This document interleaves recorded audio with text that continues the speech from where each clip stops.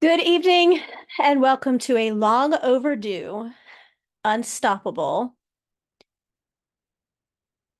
I am Victoria with my soulmate, best friend, love of my life. Howdy, y'all. We have to apologize for not having been consistent in the last few weeks. We have not been able to put a I'm show not out. apologizing. I'm gonna take care of my daughter, Our daughter. our daughter. Um, for those that do or do not know, we went back in a couple of weeks ago and Family first. absolutely. And she had a 14-hour surgery. Bless her heart. I have to tell you, babe, from someone who is normally the one on the table, that is a challenge. Like, we've had over 50 surgeries now with Faith, but none that lasted this long. And to have to sit there on the what ifs and the not knowing, oh my God, It was excruciating. that was an understatement to say the least. And we had this time a fantastic staff and a gentleman in the OR who was holding her hand and called every hour and a half to let us know what was going on. Once we were done, she had the whole room to herself, the whole OR to herself the whole day. And they had like tag team surgeons coming in. And then when she was admitted and taken to her room, the very next morning, she coded on us and it was frightening. And literally, this is something you don't ever want to experience with anyone you love. And it's something you can't even put into words. So we get her back, we get taken down to ICU, and then not even how long, a few hours later, we're taken back in for another emergent surgery where she is in there for hours again and comes back on life support. And we were not prepared. So bless her heart, her incision has been now opened up at least half a dozen times, the same one. I'd say at least six. Right. And then the next day they extubate her, and a few hours later, her heart stops for 11 seconds. I think ours did too at that point. Um, I turn around and there's a chaplain in the room before we go back for the emergent surgery. And I was not strong. I'll say that. I was at a very, very weak point. Um, I just felt like, how much can this little sweet baby take? How much can this sweet angel take after everything she's been through? I mean, if you look at how long in the last, let's say, 90 days, we've spent the majority of them in a hospital. And how much can her body take? And the chaplain was amazing. And then we end up having to stay a whole lot longer because of the situation. And we literally just got home and we have a very long road ahead of us. So we apologize, but our family does come first. And I want to thank my husband, who has always been my rock, but even more so right now. And he's just an amazing dad. And I loved the bond between them. And there was so much pollen there, even though he says he Whatever. seriously, it's important for people to realize it's okay Okay to what? Have pollen? to be emotional about your children and to love them. And Yes. but what really, we had the most amazing surgeons. I mean, top notch, come in on their day off. You tell they genuinely 1000% care. And that was completely 180 from what we had previously. But I really think that there needs to be a wake up call because the nurses, we made it very clear there's certain specific things that must be done for Faith. Whenever there's shift change, they come in to do vitals, certain things have to be done a certain way. And I know any of the parents out there that have children with unique ways of doing things, they get it. So, not to mention, she's still a minor. And they would come in, and this isn't the first hospital we've seen this at, where they would ask Faith, does she want pain meds? And it would be of a narcotic sense. And they would literally look for her direction. And I'm like, no, no, no, no, no, no. Hello, hi, mom here. Nice to meet you. You cannot get authorization from a child to get narcotic medication. You have to have consent from the parent. And they'd still will go back like 2 hours later, 4 hours later, and say, are you ready for pain meds? Do you need some pain medication? And not, mom, dad, is it okay? And it's ironic because people want to know why so many people get addicted to pain medication. And it's not, people have addictions for so many different reasons. But when you're in a hospital, like Faith was over Christmas, and they ran her on morphine and fentanyl 24/7, and they cut her off cold turkey. And she went through horrific withdrawals. And then they gave her methadone, but they didn't really go through a detox. She had to, and it was incredibly painful to watch her go through it. But these nurses are just like, oh, here, let me give you this. Let me give you, here's some more. Here's Dilatin. Here's this, here's that. And you're asking, can I have Toradol, which is a non-narcotic? It's like a stronger ibuprofen, if you will. And they're like, oh, no, no, no. It's times like this where we really need like morphine. And it reminded me when I went and had my mandibular jaws replaced, they tried to give me like 100 oxy, and I never even filled the script. I didn't even take the script. I left it in the office and said, I don't take pain meds. There's no way. And people want to know why they get addicted and things happen. And I just don't understand, why wouldn't you want to start with the lesser of the evils? I mean, Tylenol causes problems on your liver if you go on it for too long. So many other medications cause long-term issues. And then what is the purpose of asking the child if they want it when they can't legally distribute without consent from the parent? I have the answer. What? Shut them up. Let me explain in my redneck way. So, if the nurse tech comes in and says, "Oh, are you in pain? Are you in pain? Let me dope you up so that my ass can sit down yonder in the nurse's station and play my video games, TikTok it, and do whatever else. Because you're now doped up, you won't be hitting that button." Well, guess what, y'all? Our little faithy waithy hit that button at least a billion gazillion times. Where a nurse actually hit it. Oh my God. I said, baby, you hit it for each and everything. We were at the extreme end of the hallway. I laughed my butt off the first day because we had a healthy lady. Can I say that? Sure. She was healthy and she had to come all the way down yonder. And when you hear their sarcasm, uh, this is your nurse. Can I help you? What do you need? Just tell me what you want. Oh, ho, ho, ho, ho, ho. Yeah. When I hear that attitude, Yeah, that's pretty bad. And then we were going to end up doing another procedure.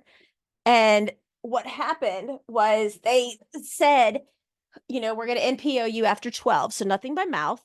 And then the next day comes around and we're waiting. Well, she was fourth in line to get this procedure done. So nothing by mouth. They got to keep her empty.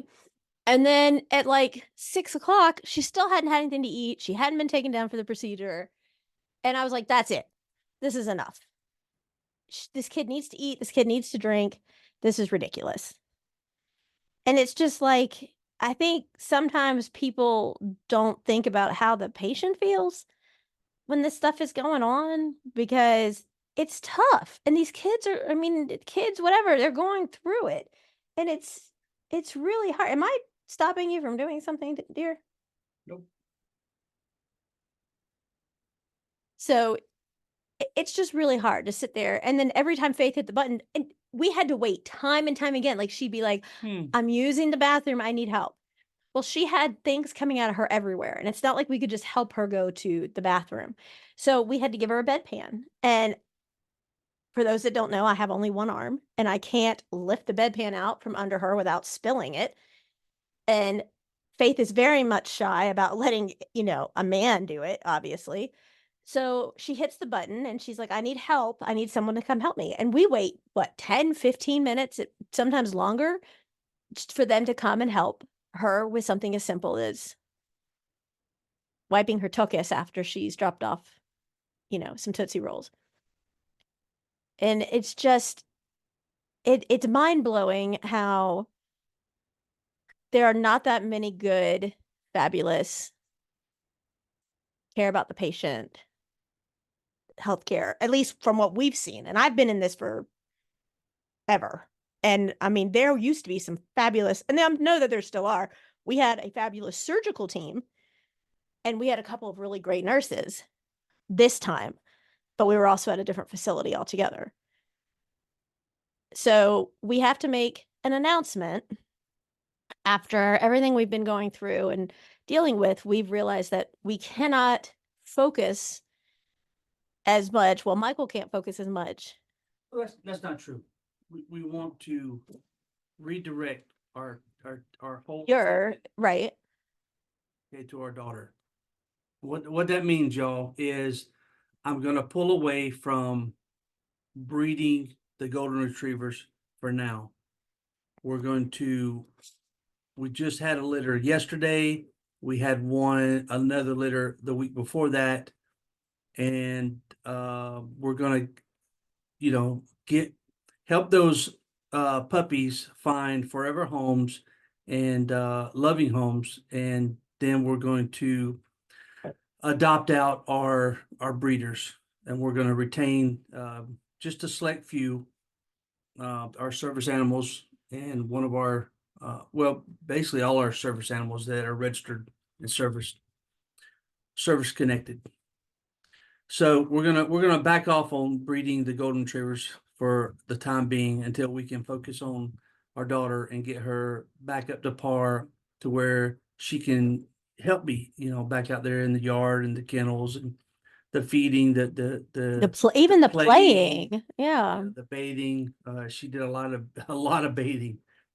And she She's really loved good at it. it. She loved it. So y'all forgive us, but this is what we have decided as a family, as mom and dad. This is what we need to do, as the parents.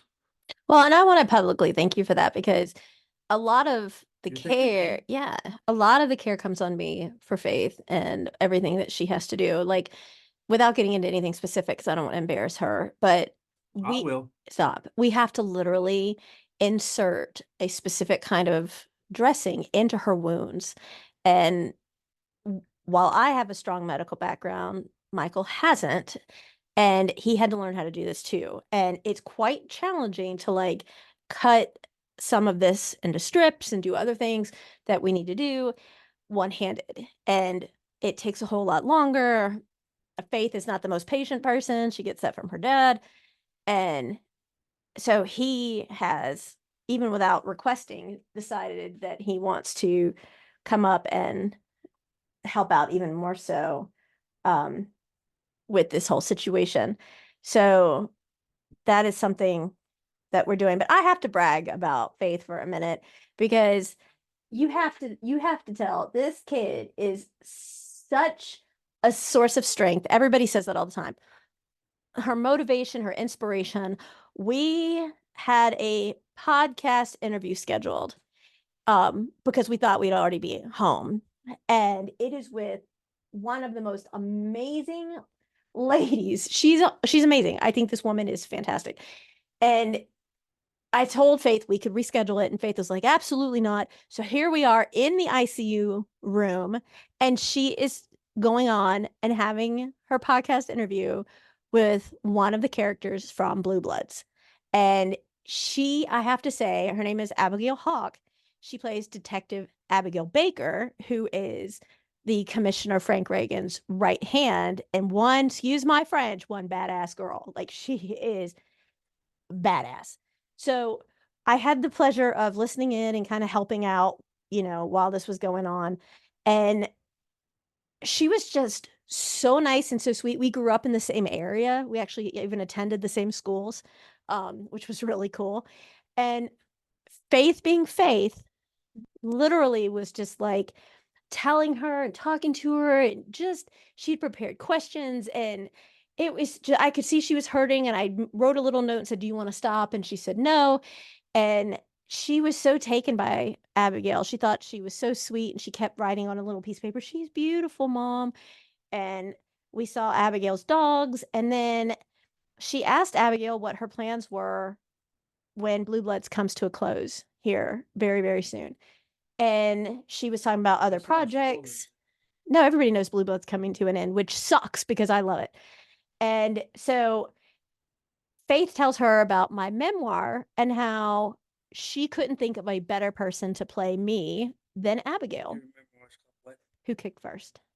Where can we find it? Amazon. And We're not plugging my book right now. I'm bragging about our daughter.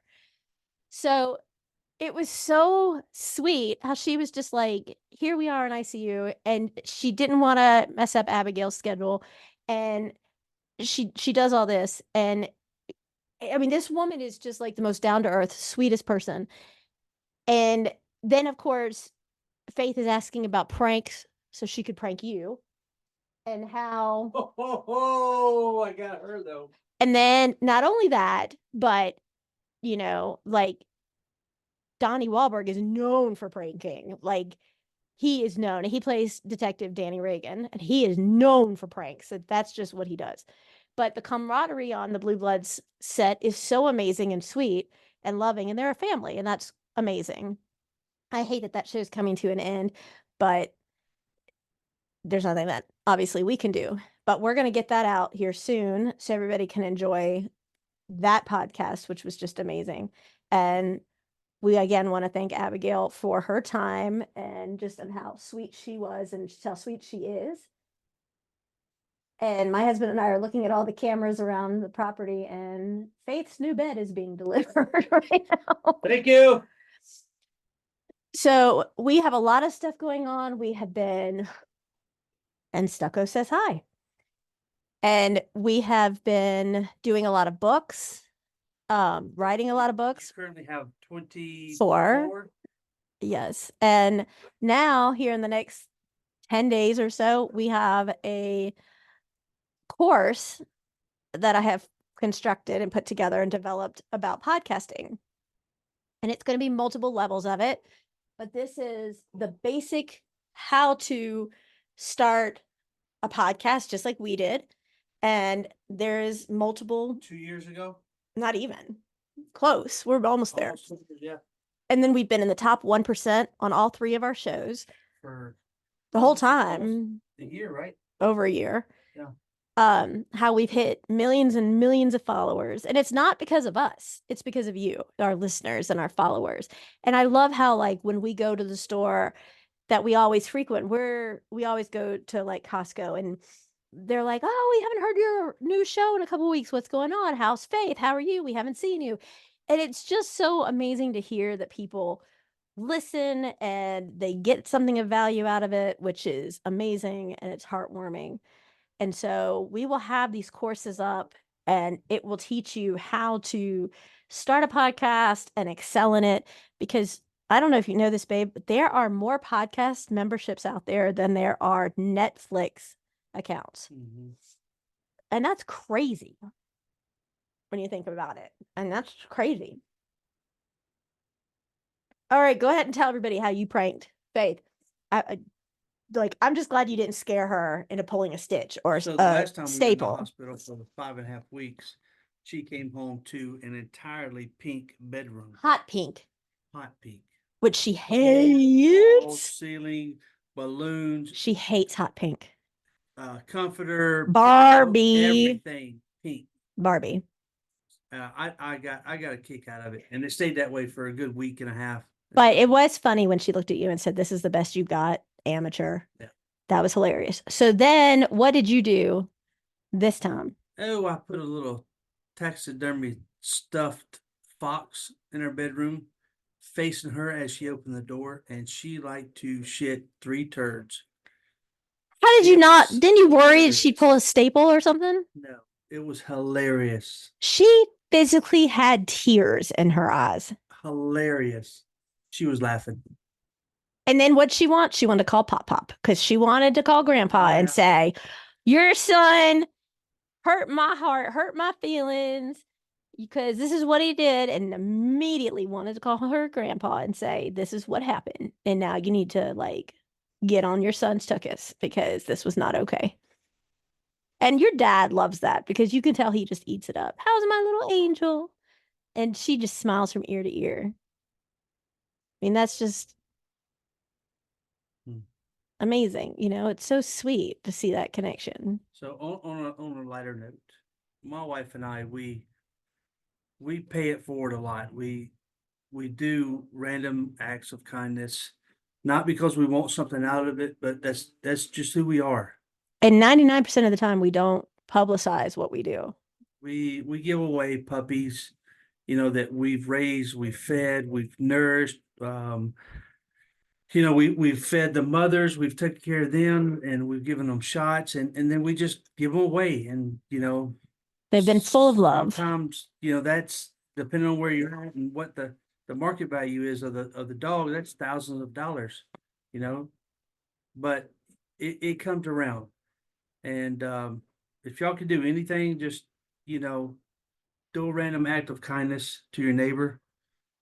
You may not know their whole story, what's going on in their life, but something so simple You did one may. today. I'm not. I'm not saying that, but something so simple may be a huge blessing in their life. So just pay it forward because somewhere in the past, someone's done something nice for you. So it'll come around, y'all. When has someone done something nice for you lately? Um, you made me cookies. I Yeah. publicly thank you for your sweetness and being my rock, and the shit that falls out of your face is food. Well, the way to my heart. Are you serious? Yes, I'm serial. Faith gave him a spoon that said serial killer. No, she gave me another spoon that said, "I'm about to stir some shit up." That's what I use for my coffee. But the thing is for me is it like we want to be, recognized in everyday life. I'm talking about just people in general. And I actually have asked my husband, what does it take to get you to be like, wow, like I'll hand him a book and say, hey, I just finished this. Here's the public version. And he just looks at me and I'm like, what have I got to do to make you just be the wow factor? And I can't like get him, it's nice once in a while to hear, I'm so proud of you. Whatever, help me out here. I can't Why? because you're so far above me. That's not true. Listen, Keep it clean. listen. You have somewhere in betwixt In betwixt, 200 to 300 certificates from classes and courses that you have completed from at least 5 different universities, college, Ivy League, whatever schools that I know of. it's a building with teachers in it. Okay. You have 3 doctorates. It's I a don't piece of care. paper to me. Okay. I can't give much more yoo-hoo, whoopoo, poo-poo, and all that yeehaw. Okay. Guys, y'all help me out if y'all know how to, manage this when you've got a diamond shining so bright. You remind her that she's your diamond. But I don't want diamonds. Like I'd rather have flowers. You want flowers that's nice. that die. But still, Still what? okay, hold on. In all fairness, you have a wife that doesn't ask to go out for steaks and wine because I don't eat steak and I don't drink. You have a wife that isn't like, "Hey, I want jewelry. I want diamonds. I want whatever." I know. You have a wife that would rather have guns and knives, and I'm sorry for the people out there that are totally against it, but we both carry everywhere we go. And you have a wife that's like, hey, I don't want to go to fancy places and feel like we're around a bunch of stuffed shirts. I mean, you and I are more humble and, it doesn't matter where we are as long as we're together. We don't need to go to these 5-star expensive restaurants where you pay $300 for like one chicken nugget size of meal. And that's just kind of the wife you have. It's not, and I know you are very familiar with the whole partner that has to have the $1,000 handbag and the expensive shoes and clothes and this and that and whatever. And I'm not that person. But what I want is the sweetness of my husband And just, that's what means the most to me. I don't need like the Post-it notes you give me that are so sweet, like that are in the vehicles and stuff and on the mirrors. That to me is priceless. That's the best because that's going outside of the box. That's not somebody who anybody can go out and put earrings on layaway or buy them outright or, whatever. But it's somebody who does something so sweet as to write a Post-it note that just said, you know, I'll love you forever or whatever the case may be. And that is what means most. I mean, I carry one in my wallet. I have one in my purse. I have them all over the house that you've given me. I have them in the cupboard. I have them pasted inside or taped inside or whatever. Those are the things that are amazing. Hint, hint. We move on to a different, less mushy section. Why? Is there pollen? No, Okay, good. it's too mushy. No, it's not. Yes, it is. Carry on. So, anything else going on? I don't know. I feel like Beetlejuice right now. Like the phone rings a million times a day. I just want to hide and be like, can I have 5 minutes, please? And that doesn't happen. Speaking of, you said we carry everywhere. I think you parents, y'all should carry everywhere too.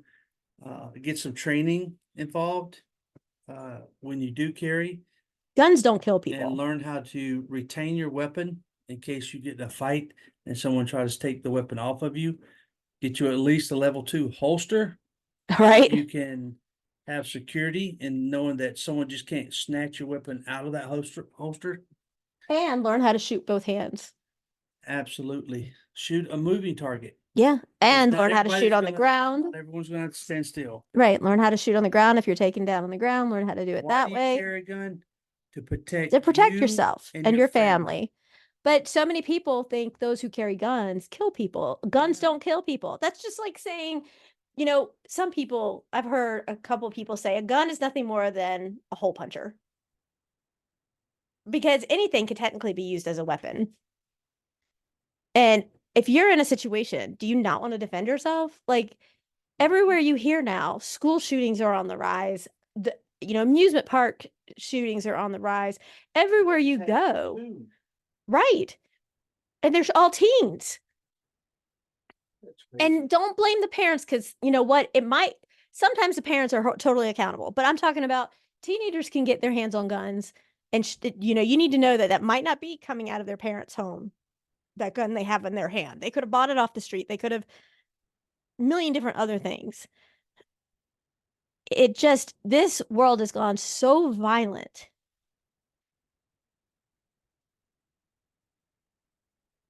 Yes, sir. So y'all definitely get your concealed weapons permit, get some training, and practice safely. I'm sorry, y'all. I'm getting a message here from my work. Hmm.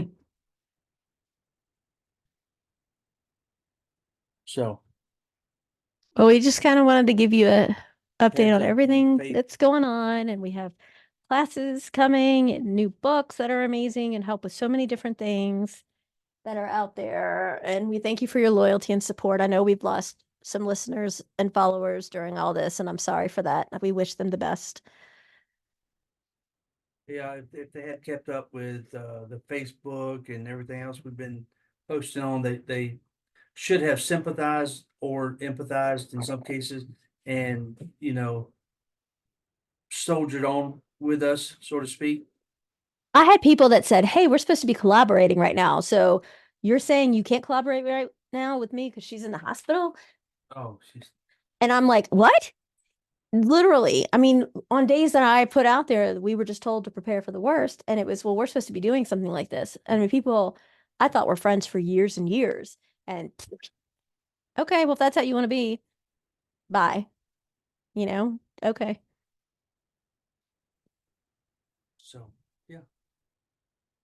That's us in a nutshell for Christmas, the first of the year up until now. We basically in a hospital nonstop.